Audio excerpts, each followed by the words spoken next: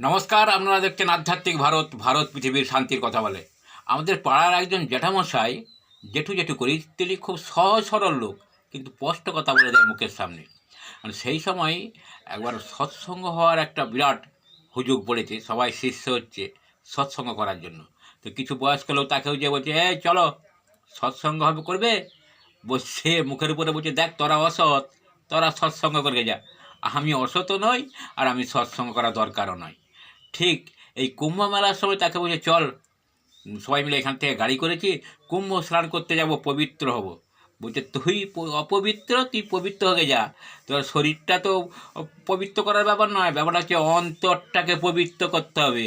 তো তুই অপবিত্র, তুই পবিত্র তোরা সব পবিত্র হয়ে যা। আমি অপবিত্র নই, আর পবিত্র হওয়ারও দরকার নাই। সত্যি যেটুকু কথাটা আমার মনে খুব লাগলো বটে, স্পষ্ট কথা বললো মুখের